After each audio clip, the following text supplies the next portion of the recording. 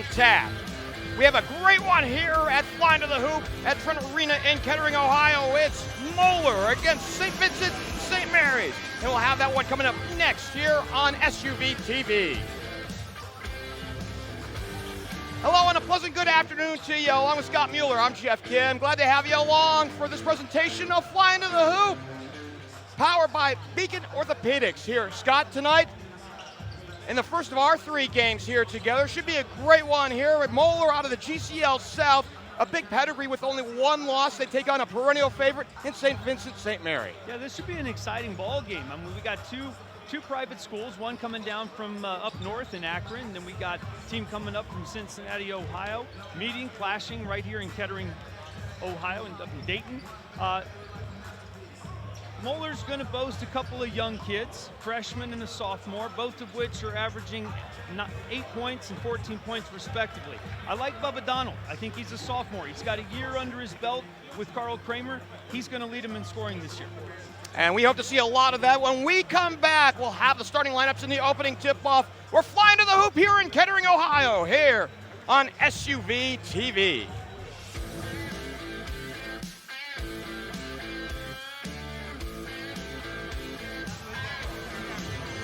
If you're ready now, let's give you the starting lineups here in this ball game. First for St. Vincent-St. Mary's. They are 7-6 under the direction of Drew Joyce II in his 25th year at the helm. 3-guard set, it's 0 Caleb Hill at 6'4", a senior. 13 DeCarlo Prince at 6'4", a senior, and 21 Amari Coven at 6'3", a freshman. Up front, it's 15 Aiden Reynolds at 6'5", a sophomore, and 34 Lee Cotton at 6'6", a senior. For the Moeller Crusaders, in with a record of 11-1.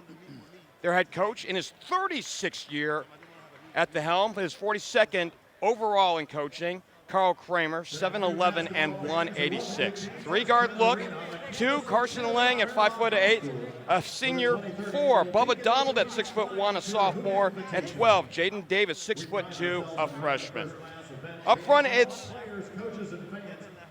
11 Yobel Abraham at 6'7", a junior, and 35 Danny Kelly at 6'5", a senior. So as we're getting a look at the floor here at Trent Arena, partner, you had mentioned about a freshman starting for Carl Kramer. It doesn't happen very often. No, it's unusual for some of the youth movement here for Carl Kramer. But, you know, I want to touch base a little bit on the loss for Moeller. They have the one loss, and that coming to a team that we got to see last night in Centerville. They lost 52-43. And I think that's something to be noteworthy, because we do have two teams that showed up here at Flying to the Hoop, and that could be playoff noteworthy as we go down the stretch here in the state of Ohio. Now, on the other side of the ball, you got St. Vincent-St. Mary. You mentioned their record earlier, 7-6. This is a ball club that I think is still trying to find a little bit of their personality here. You know, even their record, I don't think, is indicative of how good they are. I think this is a very athletic team. Obviously well coached. You mentioned Drew Joyce being in his 25th year at the helm, and this is something of an oddity for them. That they're not used to having 6 losses in the loss column, but they're playing a very tough schedule. This is not a team that plays easy teams throughout the season, noted by the fact that they're playing a very difficult team in Cincinnati. St. Vincent-St. Mary, they're hitting on about 59 points a ball game. That's all right, kind of middle of the pack-ish. They're not elite hardly, but at the same time, not bad. No. However, they're giving up about 57 points a ball game. They're differential at 1.5. That's not your normal St. Vincent-St. Mary. Agreed. So therefore, that's kind of the personality piece or aspect that probably needs to improve as they move forward. Now, the season's long. I mean, 7-6. They played 13 of a 22-game season. So they've still got some time to brush up on that piece of things. And if they can look to improve in that element, make sure that they fine-tune the defensive piece, I think they can make a good deep run in the tournament. Moeller, by comparison, scoring 63.5 points a ball game, giving up 46 points a contest. Their differential plus 17.5. That's a snootful. It is. And the fact that they have that one loss to Centerville and only scored 43 points, that tells me that the defensive effort on Centerville's part was outstanding. And, you know, being able to hold the Centerville team, tough. DeCarlo Prince, and this is tapped into the backcourt. as Jaden Davis got it back there, and away we go. Moeller has the ball first. They go left to right and attack the east bucket.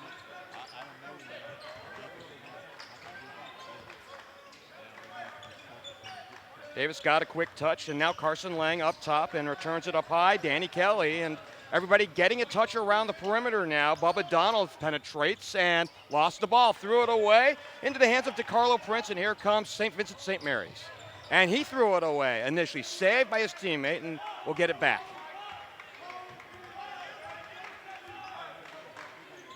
A hot shot inside. Caleb Hill has nowhere to go, low right. And the return upstairs to DeCarlo Prince between the circles. Just getting started here in Kettering this afternoon. Interesting element to see a Carl Kramer coach team going zone early on. But given the athleticism that St. Vincent-St. Mary brings to the court, makes sense. The wraparound, low left, and inside. Cotton has it denied.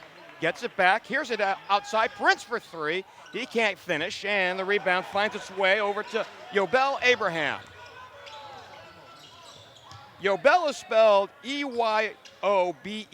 You wouldn't think Yobel, but this E is silent. He's a really good-looking athlete. I'm interested to see what this young man can do on the court. Kelly stuck on the landline, back outside on the skip. Here's a long two, in and out. Good-looking form, though, on that young man. Donald misfires. Here's a drive and a score.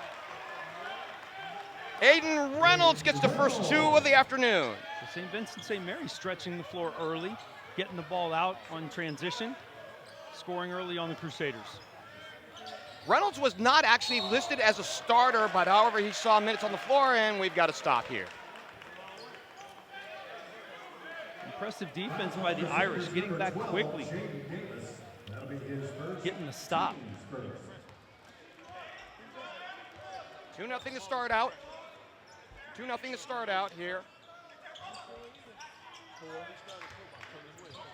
Three from the wing. Missed everything there for Armani Coben, and here comes Moeller on the attack, down by two.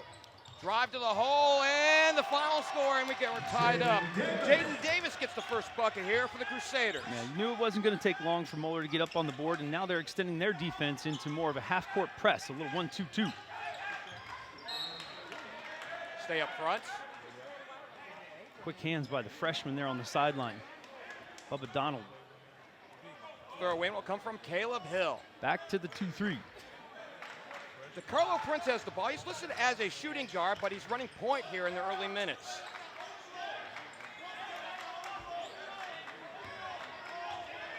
It's Prince. Top of the key.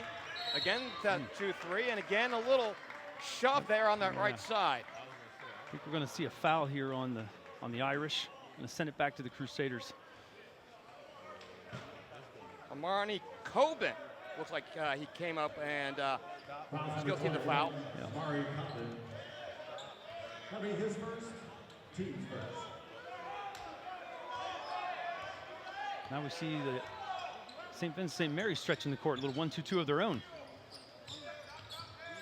Abraham got a touch. Back to Bubba Donald. Chandis is his given name, but for some reason, Bubba seems to be the fifth.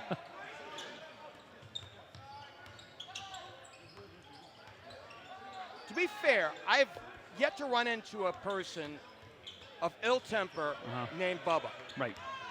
Where that was their given name. Agreed. Prince kicks it out. Here's three for Reynolds. He knocks it down. Aiden Reynolds with 5 in the book. Reynolds for three. You can recognize a pure shooter when you see one, when they know their spot on the floor, and the point guards know exactly where to find them. 3 from the corner. No good this time for Jaden Davis, the freshman. Prince feeds inside, and the ball lost by the big man down low, Lee Cotton. Cotton had it in traffic. He just had to wait for the two Crusaders to pass by, but the ball slipped out of his hands and it's turned over. Yep, good run out, good transition, excellent spot on the floor, just lost the handle. Number 3, Brock Gruber. 4:16 left to go. Moeller freely substituting. We mentioned Carl Kramer at the top of the broadcast. 711 wins. He got number 700 in the final game of the regular season a year ago. Yeah. Heck of a coach. Well, 700 wins does attest, right? It really does. I mean, he's been coaching for a very long time. He was coaching back when I played. That's a long time ago. Carson Lang from long range, no good. The ball retrieved by Kelly in the paint, in traffic. It looked like it was a tie-up, but it looks like he's fouled, actually. Yeah, that's what I thought it was, but you're right, partner. A little too handsy there.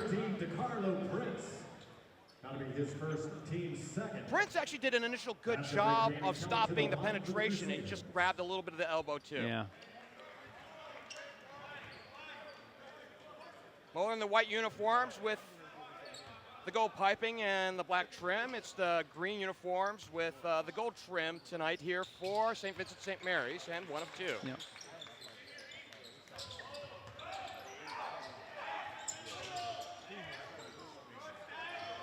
Sticking with the full court pressure. Looking to try to turn the Irish over. Cobbin down to the corner. It's Reynolds creating. Lost the handle, picked away by Carson Lang. Stuck in the corner, and now he finds an outlet, and they have numbers. Riley McQueen up ahead. And the lay-in good for Brock Gruber, who came in on the last dead ball. Brock averaging 4 points a ball game. We're tied at 5, our second tie of the ball game. Looks to be a point of emphasis for Mueller to really get those turnovers, get it out quickly, get it up the floor, get those transition points. Prince has it. They work. The big man. Oh, nice looking look. 15 feet away for Lee Cotton. That was a smooth shot. It was, and he looked good taking that shot. Yep. A little over and back. He was in the front court, jumped to the back court. See the emergence of Carson Trentz, yet another freshman at 6'7", 222 pounds. Yeah, a bit of a youth movement happening at Mueller right now. Not that the seniors aren't playing. He certainly has some senior leadership on the court. But you can tell that Coach Kramer has put some faith in his freshmen and sophomores.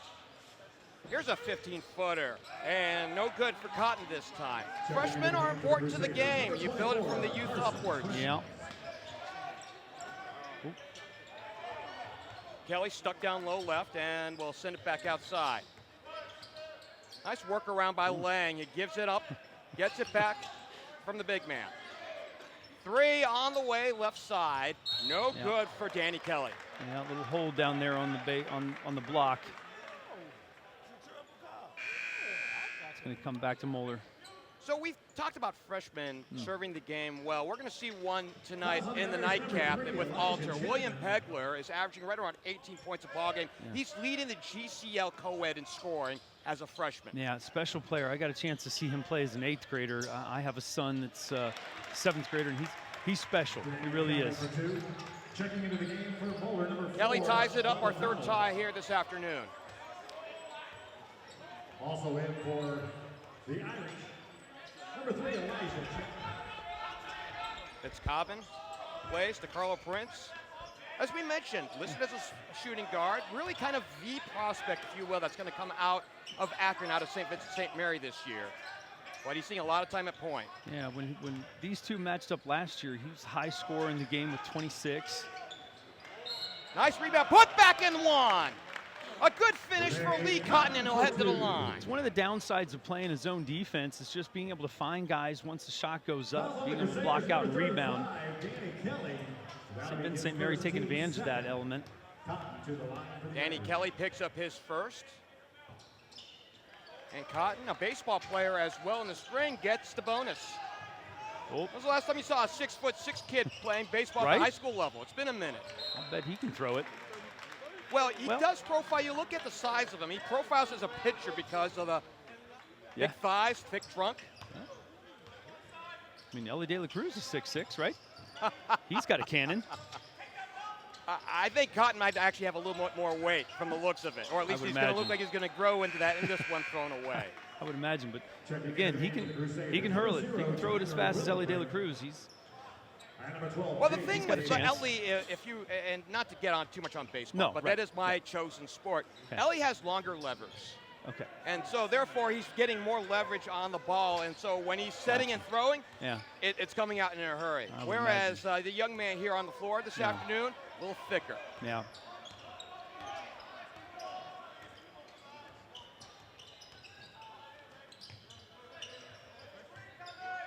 Carson Trent's the freshman. Hands it off, mishandled by Bubba Donald, Shocked and that we wasn't got a over and foul. back. Actually kind of surprised that wasn't over and back. I don't recall St. Vincent-St. Mary sending that one backwards, but Fouls on the Crusaders, no call there. number 13, Carson Fuhrer. Well, I think we got the wrong team that was called for the foul. It was DeCarlo Prince. Prince is headed to the bench, saddled with 2 here in the first quarter. That's unfortunate for the Irish. Don't want your leading scorer. 2 fouls in the first quarter. Nowhere to go for McQueen. He throws it inside, and a good finish down there for Moeller. For 0, Tyler Willenbrink, who's into the ball game. Moeller's going to want to capitalize with the top scorer in the game out. Take advantage of these moments.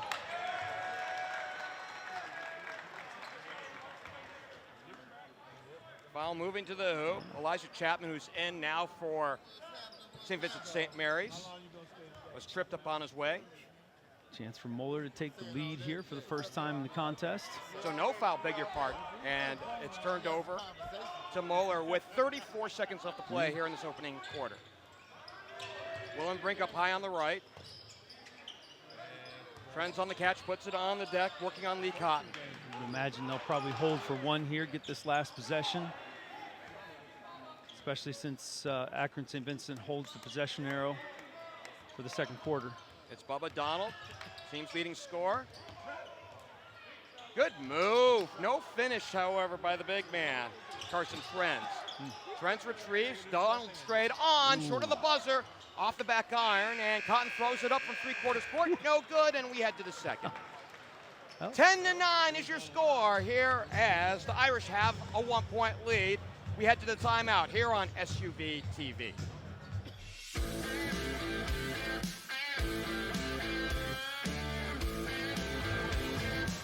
Back to Kettering, we're flying to the hoop, powered by Beacon Orthopedics. Along with Scott Mueller, I'm Geoff Kim. Our thanks to our producer, engineer, videographer, Marquez Burnett. 10-9 in favor of the Irish. They have a 1-point lead over Moeller, a little sloppy in the first quarter, partner. And of course, the big problem right now, DeCarlo Prince, saddle with 2, is out of the game. Yeah, I'm hoping that, I doubt he'll stay out super long. Probably hold him out to about the 4-minute mark. But again, this is a good opportunity for Moeller to take advantage of.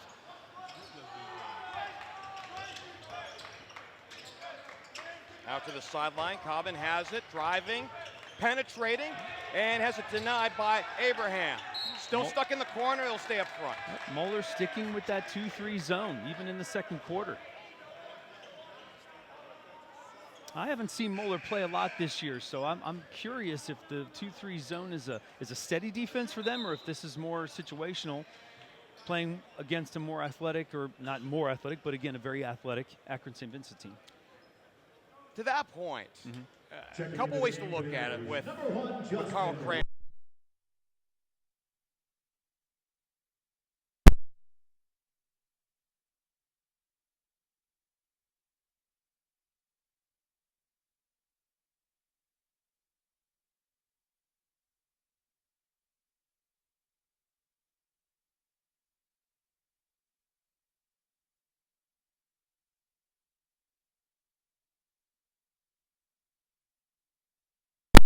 Oh, you never.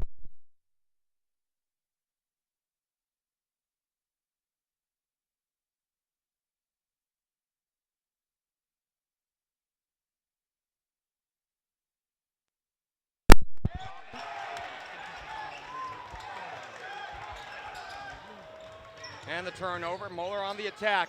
Down by 1, they have the ball. Field goal will give them the lead right here. Bubba Donald on the catch. We're waiting to see him with 14 points of ball game get in the column, and it's taken away. 3-on-3, nice finish at the hoop for Jaden Jacobs. Now that tends to be the best way to beat a zone, is just to get that ball out in transition, get it up the floor, get those points quickly. 12-9.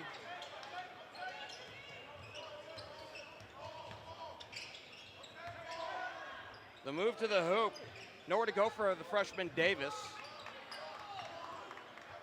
Here's 3 from the wing. Knock it down for Abraham.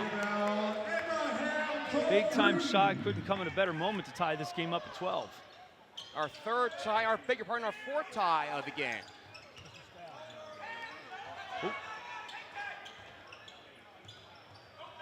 Open three from the corner to knock it down and respond. It's another freshman in the game. This one for the Irish. So Cobbin for three, and it's 15-12. St. Vincent-St. Mary's has not trailed in this ballgame despite the 4 ties. That's a good point. And the freshman taking center stage in this contest, performing very well.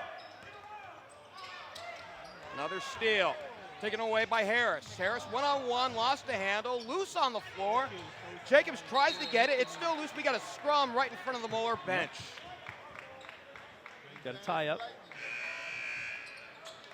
This one will belong to Moeller. Checking into the game for the Moeller Crusaders, number 3, Brock Gruber. And on alternating possessions, it'll be on Moeller ball. Lee Cotton comes back in for the Irish, Number 34. who have quite a history, quite a pedigree, by the way. 10 state titles to their school's history, dating point. back to, believe it or not, 1928. Wow. Now you can guess where a lot of deep. them came from, however. Yeah, well, yeah. Excellent point. And if you don't know out there watching us, then, well, we'll give you an education lesson coming up here in a few minutes. Excellent point. But the point is you should know. Yeah, you should. Laying on the catch, they work it around the arc. Kelly, and tripped up by Jaden Jacobs.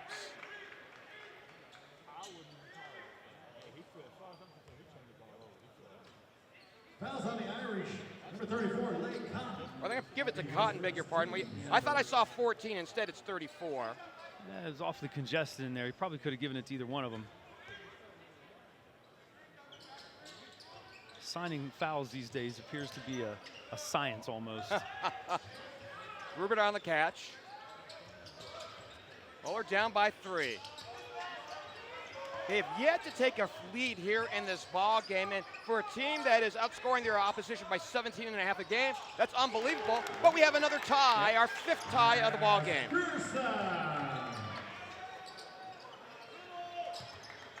One of those where they can get up to the mountaintop but can't seem to quite get over it. Oh, but we might have an opportunity right here. Alas. Another steal. Oh, Good nice pass. retrieval. And nice finish there off the pass by Cotton as Jacobs gets another field goal. Ooh, good move. Nope, gonna go player control.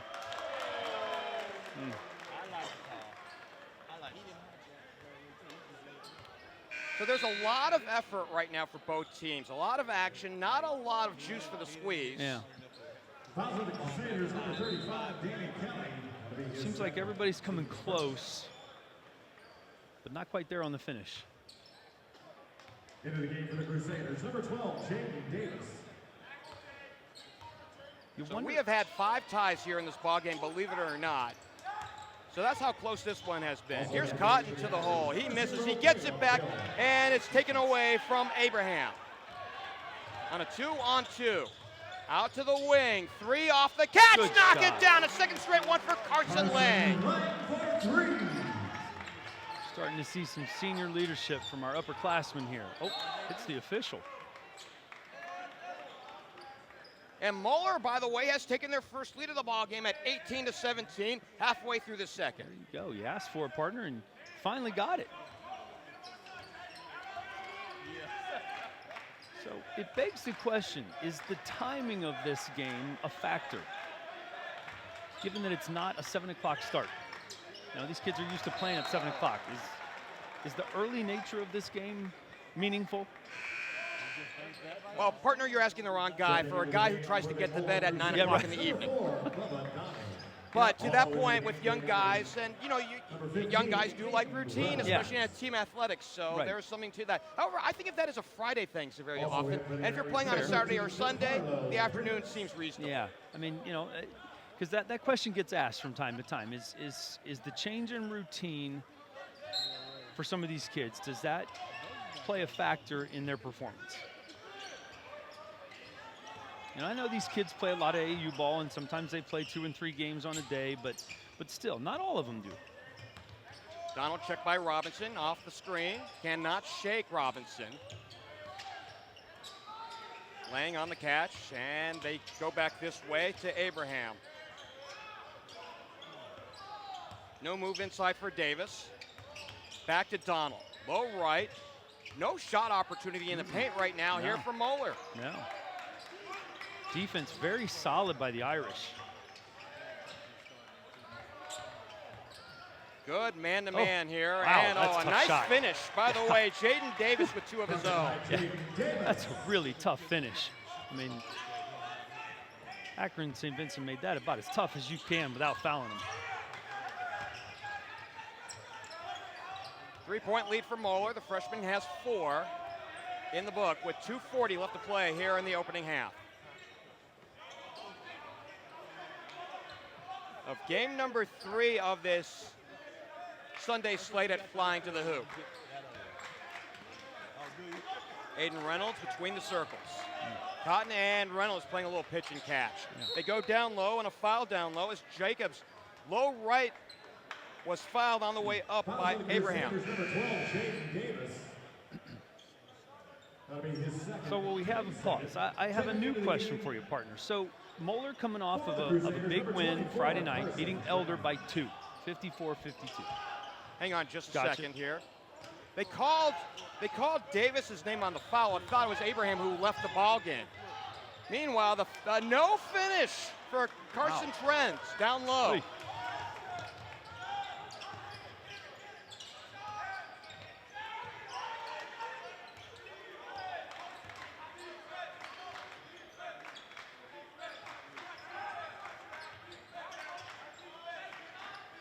Robinson, a little pitch and catch. They finally get down low. And outside to DeCarlo Prince, who's back in the ball game, like you said, right around the halfway mark. Here's the 15-footer, no good. The misfire by Jacobs.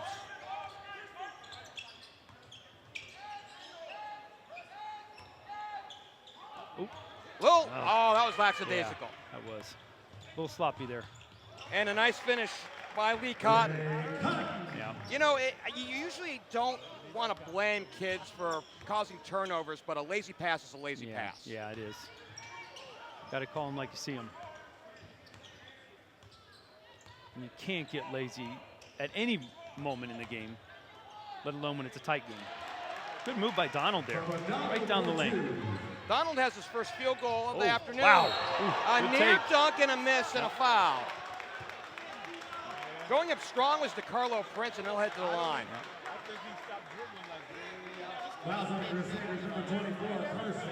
Carson Trent is first. Really good contest there. Really good contest there by Carson Trends. Get up there, climb up the ladder with him.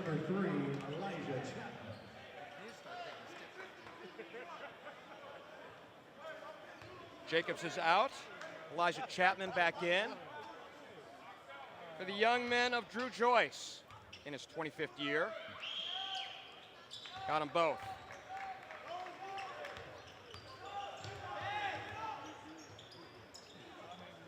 One-point ball game here in Kettering with under a minute to play.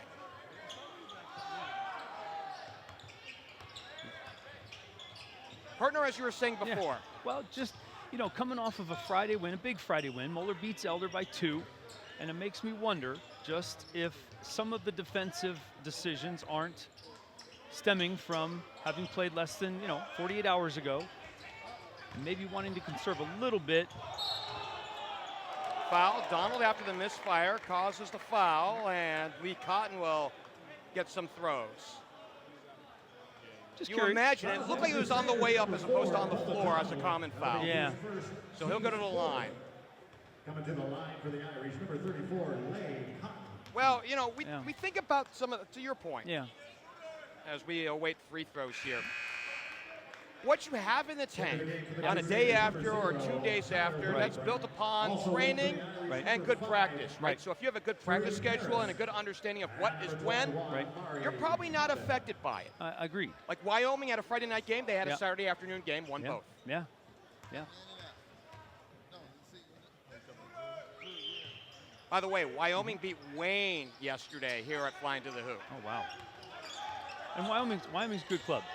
Wyoming's a good club. They're absolutely going to be a state contender at the Division IV level again, without question. The D4 team being a D1 team is actually front page news. Oh, 100%, yeah. Coming down to the final seconds here as we evaporate this one. The long distance shot, no good for Reynolds, and we go to the half. Your score at intermission, we're tied up again. Our sixth tie of the ball game, knotted up at 22.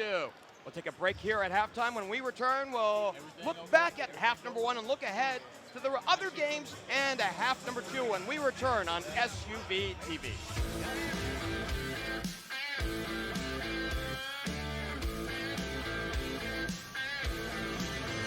We're at the half, and at intermission, we're tied up again. That was a recurring theme in the first half, knotted up at 22. Along with Scott Mueller, I'm Geoff Kim. Thanks for joining us here on SUV TV. Flying to the Hoop here in Kettering, Ohio, powered by Beacon Orthopedics.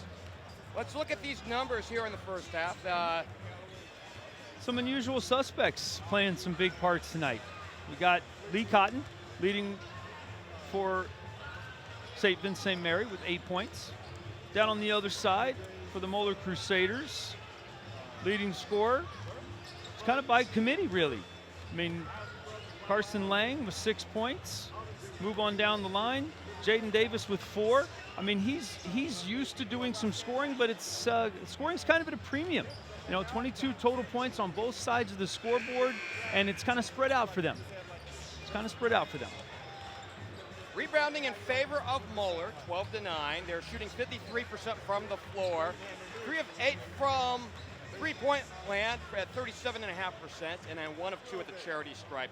For St. Vincent-St. Mary's, shooting 8 of 20 from the floor at 40%, 2 of 5 from behind the three-point line, also at 40%, and 4 of 5 at the charity stripe at 80%. And right now, I think that's oddly the saving grace when you look at it strictly from a numbers standpoint. The free throws do help. Yeah, I agree. And, you know, shooting 80% from the free throw line, but making 4 out of 5 when your opponent has only been to the charity stripe one time, making 1 out of 2. So you're right. That is a difference in the ballgame. Other scores here from earlier to this afternoon. It was a low-scoring game. Cats Academy defeating Utah Prep 32-26. It's a football score. Yeah. And the game that you and I saw right as spectators right before coming into this game, it was Iowa United and a nail-biter over Dream City Christian, 66-65. Yeah, with an exciting finish all the way down to the end. Came down to a last-second shot. The Irish will get the ball out of the halftime break. Yep. They'll go left to right, attack the east end. And Moeller sticking with their 2-3 zone.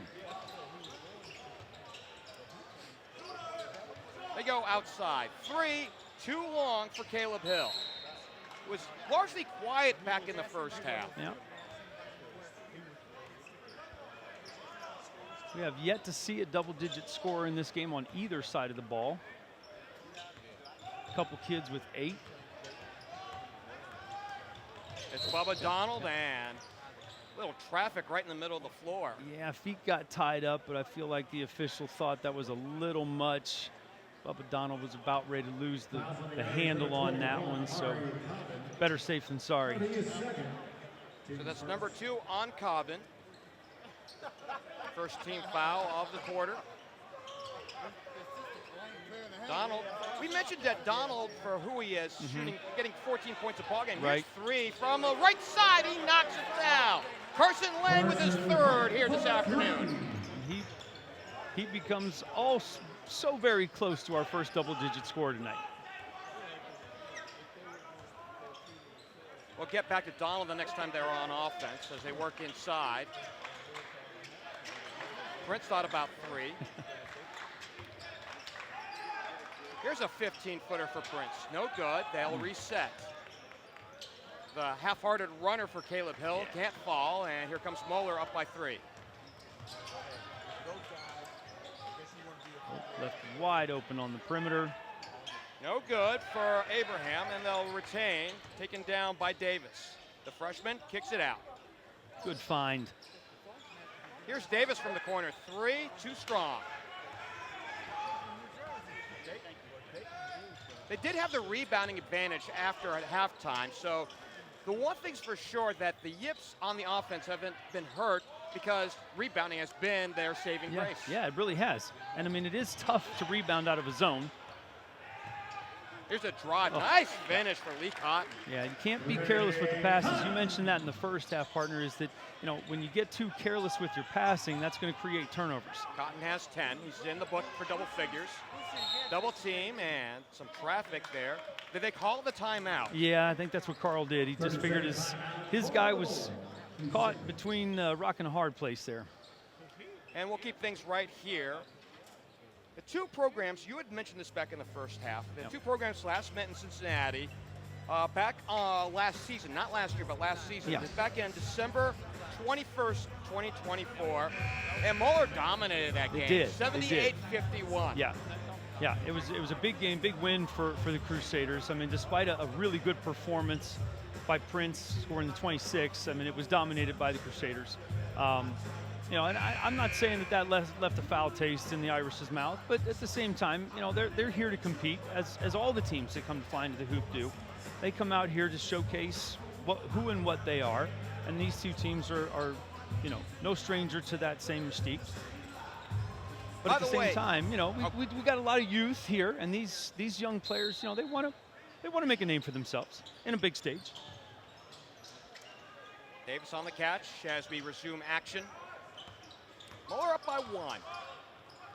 In a really tight ball game. I don't think anybody's had more than a 3-point lead tonight.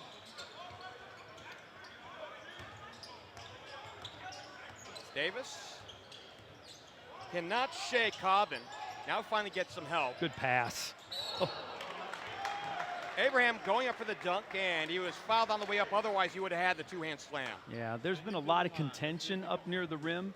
Both teams contesting very well, not letting anything easy happen. Cotton picks up his second. We mentioned that he's a baseball player in the spring. I sure would love to know what position he plays. He does physically look like he'd be a pitcher, but a guy that was his size that excelled at baseball at the Hall of Fame Major League level was Dave Winfield. Ooh. Dave was a center fielder? He played some center field very early on in his career, moved to the corners, and then ended as a DH. Okay, true. He was a pitcher and an outfielder for the Minnesota Golden Gophers, a first-round draft pick by the San Diego Padres. Of course, probably more famous for being a New York Yankee afterwards. True. But Cotton has that kind of physical size. Yeah. I'm not calling him Dave Winfield. Oh, that's a nice pass. What a pass, but no finish. Yeah. Cotton with the behind the back. I mean, maybe he can play infield. Yeah, maybe. I mean, that's outstanding vision. I mean, just to have that wherewithal to know where his teammate was, be able to make that catch and go behind the back, that's outstanding. Carson Lang picks up the personal. Oh. And Aiden Reynolds shaking his head on that one. I mean, you think about this. If you're catching such a great pass and you can't finish and you're not hitting on a free throw, that's going to hit you. Yeah. Oh, and then to go for 2. The rebound to the freshman, Davis. Oh, man. Long outlet. Hot pass. Oh, nice step around it. Oh, no. And no finish by Kelly. I mean, 2 missed opportunities, 1 on each end. Kind of kicking yourself. Cotton again. Yeah, there's something to be said about fancy passing from a big man. So we're going to remember that one for a while, even though it didn't finish with the bucket. Yeah, I agree. Very unfortunate there.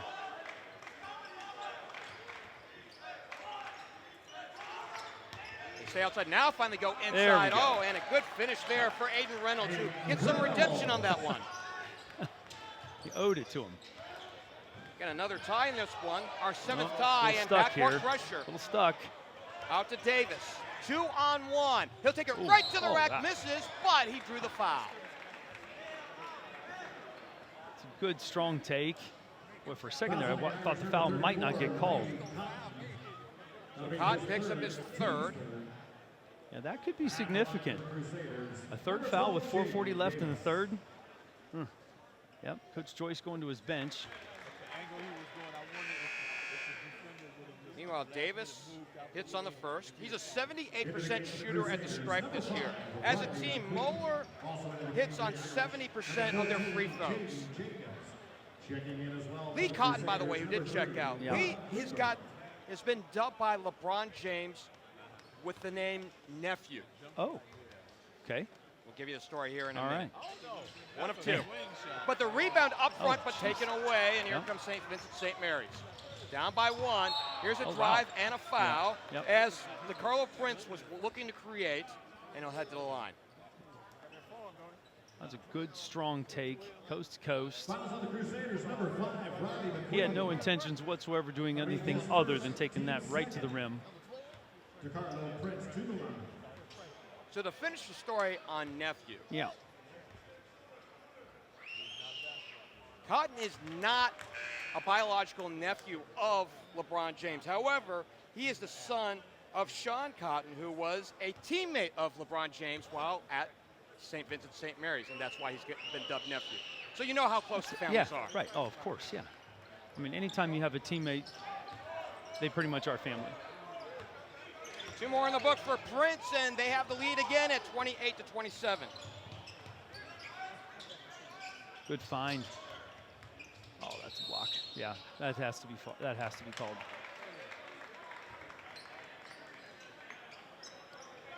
We mentioned at halftime, well, no one was listening else. It has to be white ball. That has to be white ball. Yeah, so confusion yeah, right here. that had to have been a block on. Even Moeller thought he was out of bounds. So, some confusion, and they'll get it straight. I think everybody's got a case of the doldrums. They work in, Abraham misfires, and we head the other way. Yeah. Abraham. So did Abraham throw an elbow somewhere in there? Well, I think it was more on the rebound. He just, after the miss, his attempt or his effort at the rebound just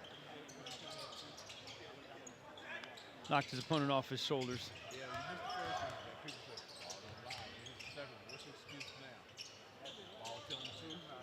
Prince on the catch, gives it up, gets it back.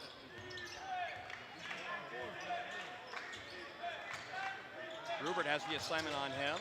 They say outside, way outside in fact. Prince, nice nifty move to the hoop. That was nifty. And that's really what we were hoping to see a little bit more of throughout this contest. The fact that he was on the bench for a good portion of the first half, we didn't get to see a lot of it. Now we're getting treated to it. To our knowledge, Carlo Prince has one offer, and it's not that far away from here. It's at Miami University, that undefeated Red Hawks right now. Who, by the way, did you catch the game yesterday? I didn't catch the game, but I saw the finish, and it was outstanding. 105-102 winners in overtime over Buffalo. With two incredible three-pointers. One to... Rupert misses, he gets it back. He cannot finish. Here's the run out. Oh, here we go. And the lay-in is good for Amari Cobbin. Just good. Just good. Could have been great. It was just good. A 5-point lead. This is the biggest lead of the ball game. 3 from the wing, off the mark for Riley McQueen. Mueller just can't find the bottom of the basket.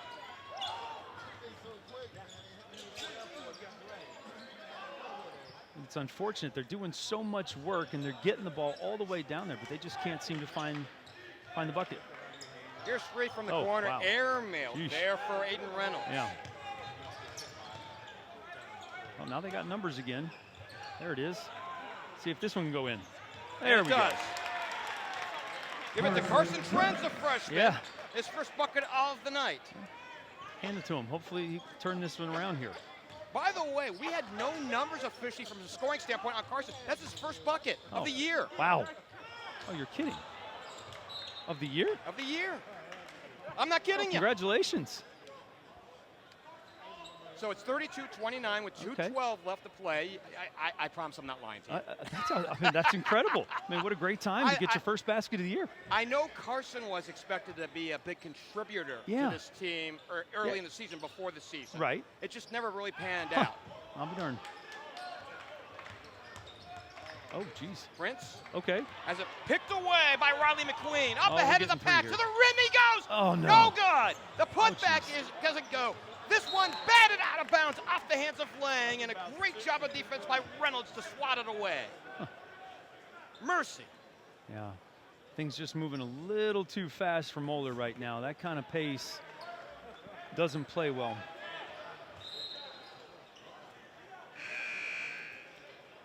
Coming into the game for the Irish, number 3, Elijah. Well, this is what we're seeing here this afternoon. And keep in mind, these are perennial powers. Right. Moeller's an exceptional team this year. There's just not a lot of grit and hustle here this afternoon. Yeah. Yeah. Now, I say that as a comparison to the prep academies that we've seen the last few days. Those guys run and run and run. Yeah, and that's really part of what they do. You know, and partner, you mentioned it. It comes down to the training regimen. It comes down to kind of what they're used to doing.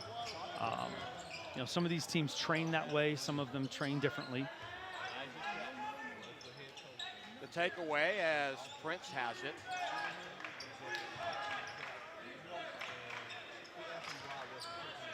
Little pitch and catch out and back. Caleb Hill finally back, returns it to, is it Vincent? Giovanni Vincent. We haven't called his name up until now. Wearing the number 4 right at center Newcomer. court. Here's Prince. Into Nice the take. lane, the runner, too strong. Oh, lost the handle. It's loose on the floor and recovered by Gruber. Oh, here we go. Oh, It's that's Lang filling the lane, back outside Oh. and steps. Yep. I don't know if there's condensation right where Danny Kelly stepped, but that right foot just went right underneath him. Well, and yeah, agreed, and yet the sideline official called a player control. He called a player control foul on number 2. Well, we may need some more eyes here. Yeah, I'm not really sure what happened there. It did look like steps for him. Yeah, that was weird. That was really and weird. out of bounds on the baseline, we head the other way. Yeah, I think it was more of a momentum call. That after he kicked the ball out, I think he just ended up barreling into the defense. By the way, both teams just a little off. I want to accentuate this point. So the last play that we just saw, Yeah. Jaden Jacobs was down on the baseline. He tried to step around the end line, but the heel caught the end line and he's out of bounds. That's just how off both teams have been here this afternoon. It's agreed. Yeah. So here we go. Reset. See if teams can get refocused here. Got a little more than a quarter left to play. Something off the ball. Yeah. Way off the ball. I was staring at Danny Kelly on the right side, and they pointed down in the post on the left side. Yeah, a little hold on the cut. I think Bubba Donald got held on the cut. So now that we're outside of the 4-foul limit, Bubba Donald's going to shoot 2 here. Tarek Harris, who we've not called, is guilty of that foul. Bubba's at the line. He's a 73% shooter at the stripe this year. Number 0, Tyler Williford. Also in for the Irish, number 13, DeCarlo Prince. Wholesale substitutions. We'll Yeah. get those names as we go. Right. Little line change again. I love my line changes. I love my hockey analogy. Well, Time for fresh legs. I like line changes, but I really like 4 checks into the board. Yeah. Donald gets them both. Keeps you on your toes. Now, as long as we don't get 5 for fighting, I think we're all right. Yeah, right. I don't think so.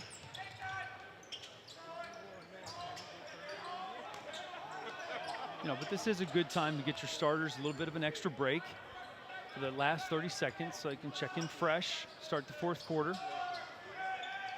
Both coaches feeling that way. 20 seconds to play. Yep. It's Robinson, backs off on a dribble. Harris got a quick touch, and now Prince, you would imagine that it's Prince's call right here. He gets the high pick. Now here nearly comes the picked attack. Away. Yep. 4 on the clock. Yeah, you don't want 3, Prince to have a it. long 3, it goes. No good for Justin Robinson, and we head to the 4th. A 1-point affair here in Kettering at 32-31. The Irish by 1 here on SUV TV.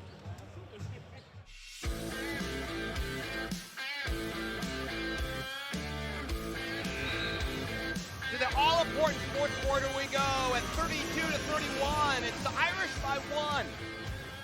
Moeller, every time they look like they're getting a foothold into the ball game and taking command, back come the Irish, and they do lead it by 1. So coming in, we thought the better team might be Moeller. Surprise, surprise, the Irish have something to prove here on a Sunday. Yeah, you know, I was of the same mindset. We even talked before the game. I was a little concerned, you know, coming in. You know, you got a 7-6 record with the Irish. You got an 11-1 record in Moeller, and you know that just kind of lends itself to the fact that the Irish might be overmatched. But they have proven me wrong, without question. I mean, Mr. Prince came here to play, and the fact that he didn't play much in the first half, he's making up for lost time here in the second. Saw a double screen set up for the first time for the Irish. Prince, a moving screen now for the backcourt. He gets the ball now, up high on the left. Robinson, no room for it to penetrate. Nice step through out to the elbow for Harris. Now back outside. It's Prince for 3. He left it short. He short-armed it just a little bit. Yeah, that was a poor decision on Moeller's part to not grab that ball. Anytime that ball is loose and two teams are touching the ball, you grab it. You grab it and go.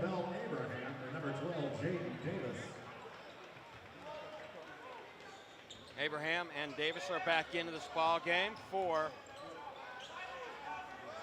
the Moeller Crusaders. Moeller sticking with that zone. It's working. Steal, Donald in traffic. Oh, good pass. That's a good find. Oh, you got to go up with it, big fella. Come on. Oh. Did he walk? Yep. Well, I'm not sure if he did or not, but I mean, the reality is he should have gone up as soon as the defender went up in the air. He's got to go up and get that contact. He did hesitate. He did want to get the clean shot. Instead, it's a turnover, and St. Vincent-St. Mary with the lead and the ball, and they double team the ball handler. Yep, there it is. And it's a steal, a 2-on-1 break. To the rack, no good there for Riley we go. McQueen. Donald. Davis, beg your pardon. Yeah, and see, that time they didn't hesitate. Contact is part of basketball these days, and you have to almost embrace the contact once you get down inside the lane. Third lead change of the contest. With 6:40 left to play here in this ball game. A close one, just like the last one that we just saw here on SUV TV. Ooh, good take. Reynolds, good nice take. finish. Reynolds. And they take the lead back. Oh, no. Yep. Partner, that was one of your lazy passes you talked about earlier. Can't have those. Drive, no good for Hill, out of bounds. And that's the way, it feels like there's a lid on the rims here this afternoon. Moeller very fortunate to get that back without any damage done on the scoreboard.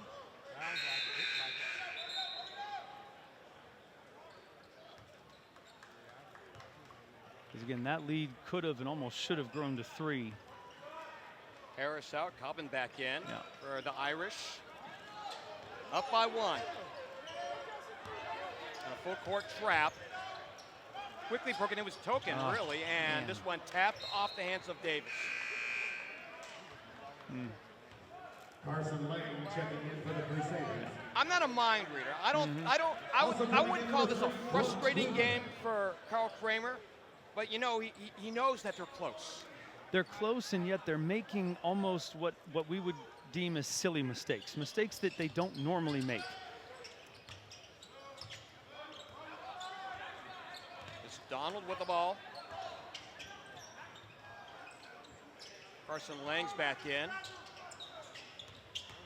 Davis low left. He pops and too strong. Yep. Here's the run out. Oh, a nice step around. Nothing on the finish for Robinson. The putback no good, and we got a foul. So Prince to the line with 5:42 left to go, up by 1. So this becomes a bit of an anomaly. All right, so Coach Kramer puts in guards to be able to have ball handling on the offensive end. But then what you sacrifice is the ability to rebound on the defensive end. And this becomes almost a catch-22 because you've got the Irish down here who, without a doubt, has the athleticism to rebound up at the rim. But yet you need the ball handling on the offensive end. So it's tough. It's tough. You need that delicate balance. Prince gets the first. Puts him up by 2. We mentioned that he's got an offer by Miami University, and they, if I recall, are the last perfect team in Division I college basketball. No good on the second. That's an excellent point. That's an excellent point. It's Grubert. Fills the lane, dumps it Excellent off. Here's find. a wide open three from the Get there. corner. Knock it Get down there. for Kelly. And the lead changes yet again. Back up 1. Fifth lead change. Still lots of time left. After we had 7 ties in this contest. Right. So that's how close this game has been. Right.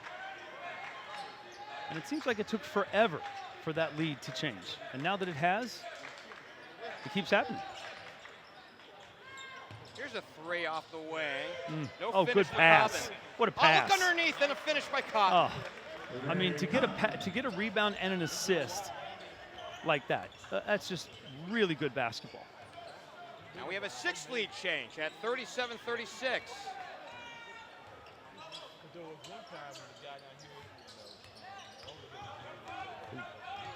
Lang up top. Grubert on the catch, and now out on the sideline to Donald. Oh, good take. Kelly, the Good runner. touch. Oh, Can't finish. yeah. Checking into the game for the Moeller Crusaders, number 24, Carson Trent. And see, I think that was a really nice move and a really nice play. It's unfortunate that didn't end with a good finish. But I think he made the right play.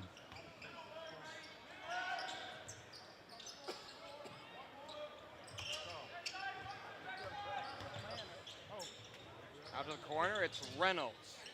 Good find. Now for the big man. Cotton, no good from 12 feet away. It's the downside to a zone is that you just don't have bodies on bodies to block out. And that's what Mueller is sacrificing right now, is those, one shot and done. They've got to find those bodies once the shot goes up. Cotton's top of the key. Hill now, I beg your pardon, it's Robinson, not Hill. Got a 1-point lead. It looks like they're milking clock already.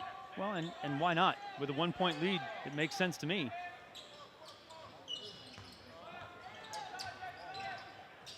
I mean, find the seams when you can. If you get those opportunities to bust seams, do it. But if not, be content just taking ticks off the clock. 3:22 to go here in this ball game.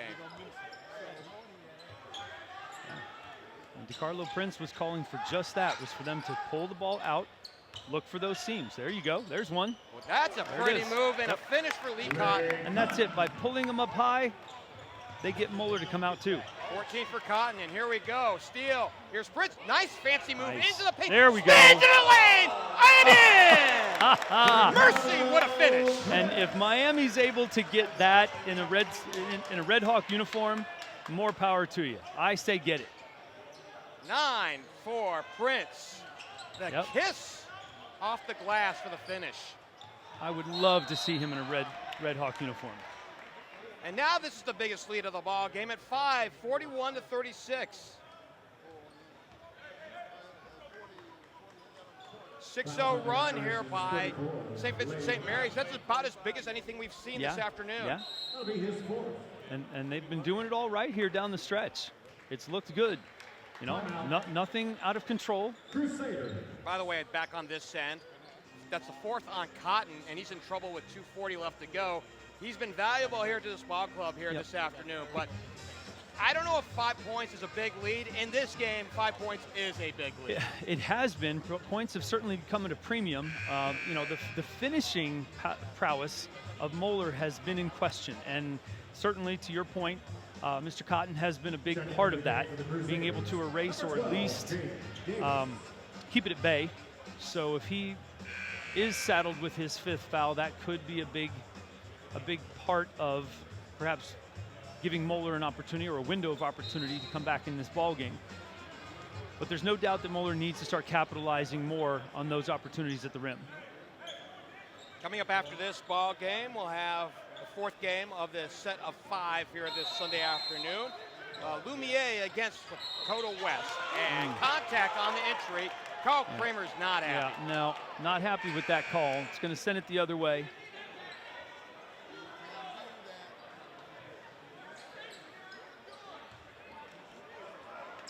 Fouls on number 24, Carson Trent.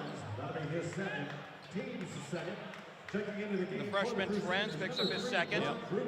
After the explanation, he seems to be relatively content with it, but In the moment, he didn't like it. no, he certainly did not.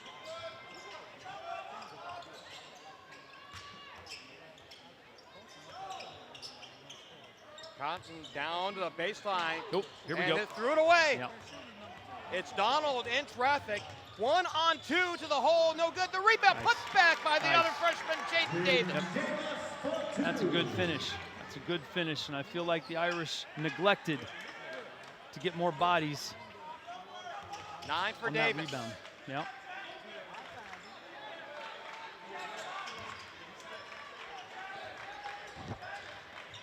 Good pass. Oh, Feed down low and one. Cotton to the line for the bonus.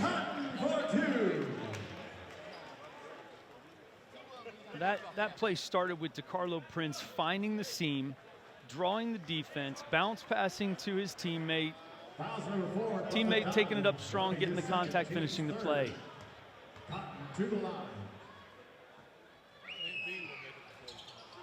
No finish there, and the rebound to Carson Trent, the freshman. The other freshman has the ball now, Davis. Back to Donald, the sophomore. 1:45 left to go. You got to get something going in a hurry now, down by 5. But it's a combination of points and stops, and right now, Davis clutching and finishing. there we go. So now they have to complement that with a stop. It's one thing to get the points, now they need the stop. 11 for Davis. 43-40 with 1:22 to go. Irish liking these lob passes. I don't get it. Help me out with that. I don't get it. It's a matter of getting the ball to the open spaces. They're finding open guys. 3 from the corner. No good. And it No. stays up front. Cotton There off we go. his hands and now in There the it hands of Brewer. is. Up ahead. It's a 3-on-0. Trez, thank you very much. There's the compliment we were looking for, partner, and that's that they get the points, they get the stop, now they got the new points. Now this is a new ball game. It's a 1-point game. Timeout. There it is. St. Vincent-St. Mary with 48.2 left to go. Mercy, that was a big two-hand stuff by the freshman Trent. And Moeller now has new life. Moeller now has created a new situation for the Irish to deal with. So now they can't just pass the ball around. This now becomes a matter of free throws change this ball game. It's a one-possession ball game now. We mentioned, while we have a moment, as we look ahead to the games coming up, Lumiere against Lakota West coming up after this one. Exciting. And the nightcap. Upper Arlington against Alter, who's only 2 miles away here from this campus. Right, right. Now that should be good. The Upper Arlington Golden Bears from Columbus against Alter Knights. I'm excited about that one. Well, and the head coach of Upper Arlington is a guy who's familiar with this area, Joe Bills. Oh, right. Bills was a 3-year starter over at Wright State. Ah, okay. You learn something new every day. I do. Especially from an old Wright State announcer. And I love learning from you. I really do. I always learn something. You know, the fact that you were able to rip off all those baseball stats just a moment ago was incredible. So incredible. Well, we're going to break the veil here, pierce the veil, and let people know about this. Well, I've been a basketball announcer off and on for, let's call it 30 years. Okay. Baseball is my chosen sport. I love it. I love it. See, I love baseball. I do. I love the sport. I can do a little bit in the baseball, but my chosen sport, without a doubt, is basketball. Well, you're talking to a guy who was nothing of an athlete growing up. You, my friend, had some size on you. Of course, you were part of a state championship team with Lakota High School back in the day, a few minutes ago. That was fun. That was fun. Yeah. And we can't wait to talk about that. Yeah, when we'll do. West Yeah, we'll comes do up. that in the next game. Yeah, next game. Back to action. The ball worked into Justin Robinson. Here we go with 45 seconds left to go. They have fouls to give, so they could be aggressive here, and it wouldn't cost them any free throws. They might want to do it. Yeah, I was going to say, they might want to get closer to that bonus. Yeah, that'll put them at 4. So there's Ryan now, McQueen, beg your pardon, has picked up the personal. and he's a former student of mine, oddly enough. Was he in the West system? He was. Okay. He was. Through junior high, he actually played with a lot of the kids that are going to be playing in this next game when he was at Lakota Plains Junior High. So, yep. Well, I don't know what Carl Kramer's plans are to stick around as we have a timeout. Charge to Carl Kramer. Yep. And There you go. Moeller. Yep. I don't know. I don't know if he's got plans to stick around, but I'm sure Riley McQueen will be interested to see what happens with West in the next game. Yeah. I'm sure, for that matter, Carl Kramer and everybody else, because Lakota West is the #1 team in the state. They are, and why not? I mean, I think these stands are going to start to fill up just a little bit more as a result of that. Well, and they, I think he should stick around, because no matter what, I think that their paths could collide at some point. At least I think you would want them to, simply because you must assume success in the state tournament, don't you? I agree. Well, and here's the thing that's weird about everything, the ebb and tide with dominant franchise-type teams. Right. Of course, Moeller had a run towards the turn of the decade, right before Centerville exploded for a 4-year stretch going to the Final Four. Right. Moeller a year ago bowed out in the sectional semifinals. Their first-round game lost to Sycamore in that game, and that shocked everyone. Right. But that was pretty odd case. I mean, Sycamore had a star-studded lineup. I mean, Raleigh Burgess, who ends up going to, I believe it was Indiana. Didn't he sign? I think he signed in Indiana. Now, I don't think he's there anymore, but at the same time, I mean, that was a really good Sycamore lineup. So, well, I remember Burgess from a few years ago on that Sycamore squad. Yeah.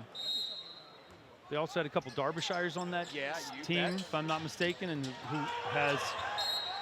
They'll had stay up front. Yeah. The Derbyshires, Raleigh Burgess, who was a 5-star, if I recall. Right. But Derbyshire's lineage, I mean, their dad played at Miami. Greg Derbyshire. Timeout. Yep.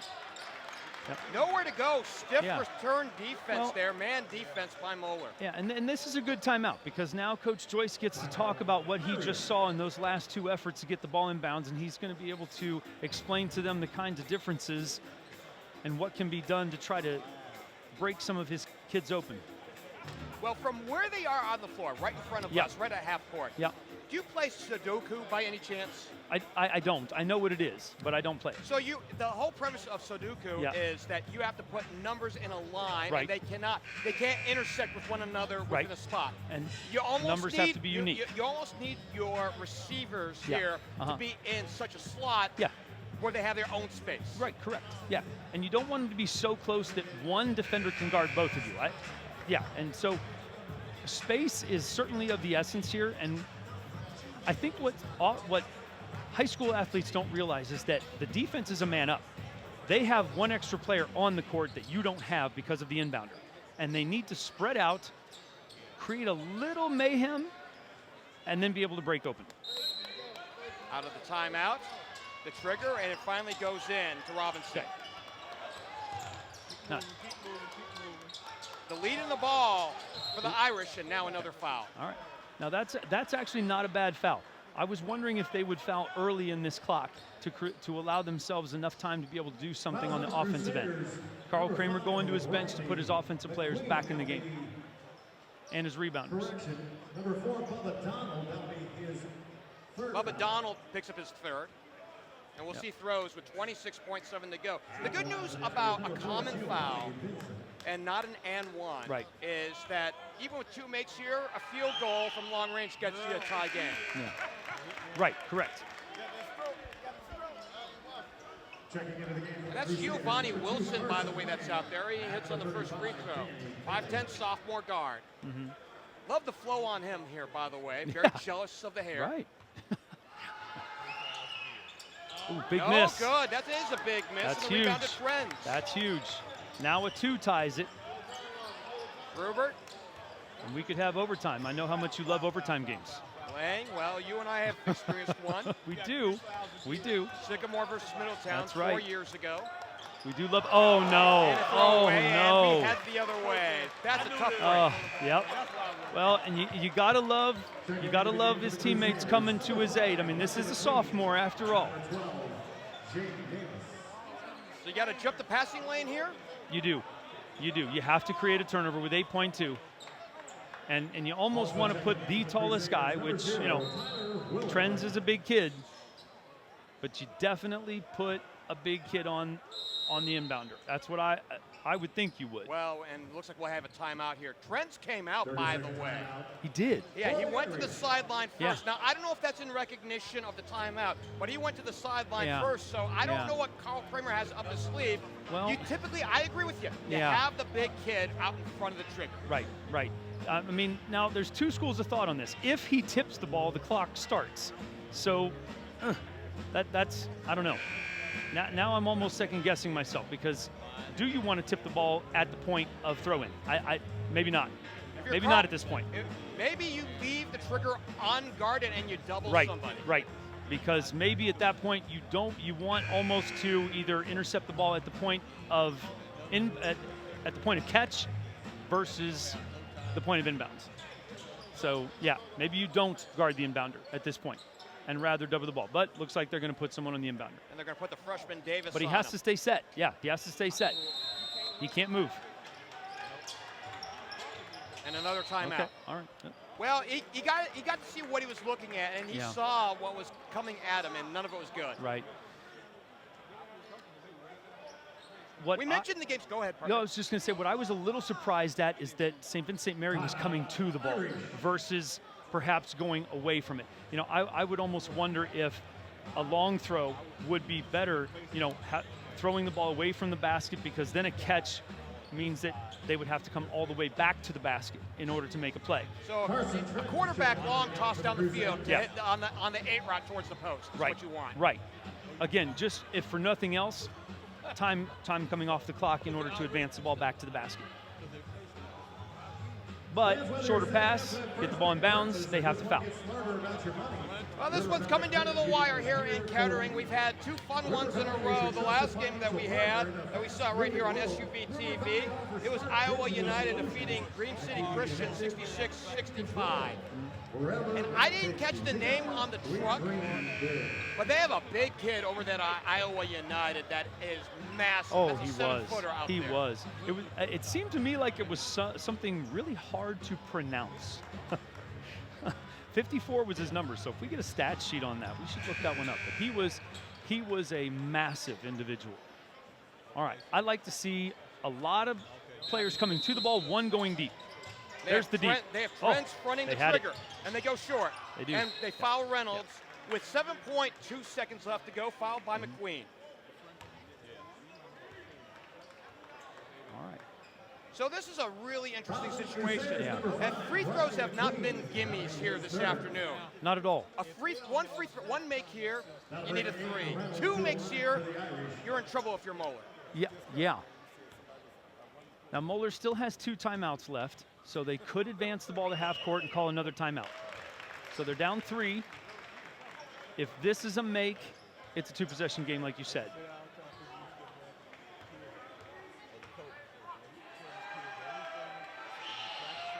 Okay. Got him. 2-possession game. So do you throw it to? Oh, he's going to call it now. Okay. All right. And they'll throw in from the sideline with 7.2 left Yep. to go Yep. out of the Now, timeout. You got to feel like he's going to have to save his last timeout for a score, because you got to stop that clock. But I think the clock stops on a make anyway. Well, how about this? Let's set the scenario here. You're down by 4. You're just a little short of half court. Yeah.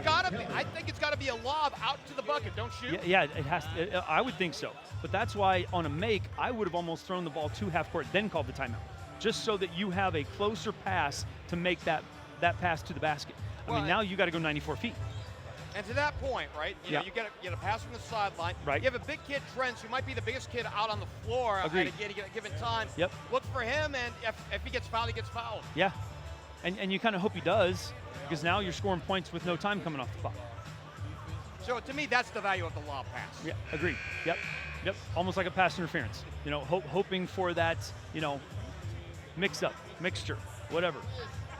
Coming up tomorrow, a full slate of games, 5 of them to be sure, starting in the morning at 11:30. Christ School, who you and I saw last night, they'll take on Iowa United.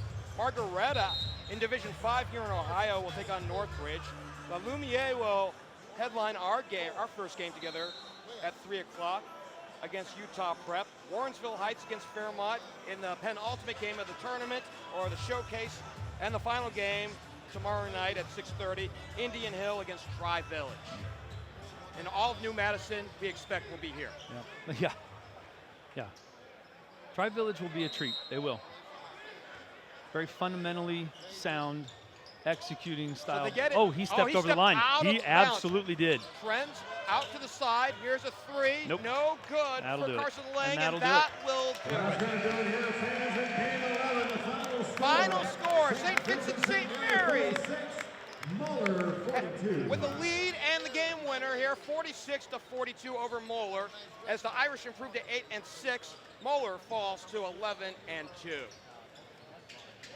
Well, it got interesting. We had 6 lead changes and 7 ties, and ultimately at the end, Moeller just didn't have enough punch to get over the hump. Yeah, I mean, hand it to St. Vincent-St. Mary. They made a believer out of me. Despite their record, they came out and they popped Moeller right in the mouth with everything they had defensively, and wow, very impressed. 7 field goals for Lee Cotton. He had a game high 16. LeBron James' so-called nephew did really good here this afternoon. He did. A chance for Uncle to be very proud. Very proud indeed. Final thoughts on this one? I think Moeller, again, put a lot of emphasis on taking care of Elder and winning their league contest. Nothing has changed for them. I think that they are still one of the front runners for state competition, league competition, all of that. And so, if I'm Carl Kramer, I'm heading into that locker room saying, hey, look, nothing's changed for us. We lost to a good team. Despite their record, we lost to a good team. And if I'm Drew Joyce, I'm heading into that locker room saying, hey, boys, despite our record, we just beat a very good Moeller Crusader team, a well-coached Crusader team, and we may have turned a corner here, and we need to look forward. And that'll toughen them up for the playoffs down the stretch. Right, exactly. Again, Lee Cotton had 16 points to lead all scores. St. Vincent-St. Mary's the winner there this afternoon. They improved to 8-6 with a 46-42 win over Moeller, who falls to 11-2. Our thanks go out to our producer, engineer, videographer, Marquez Burnett. For Scott Mueller, I'm Geoff Kim. We'll see you here in about 15 minutes as we'll have the next game coming up. The Lumiere out of Indiana against Lakota West. Should be fun. For Scott Mueller, I'm Geoff Kim. So long for now from Kettering.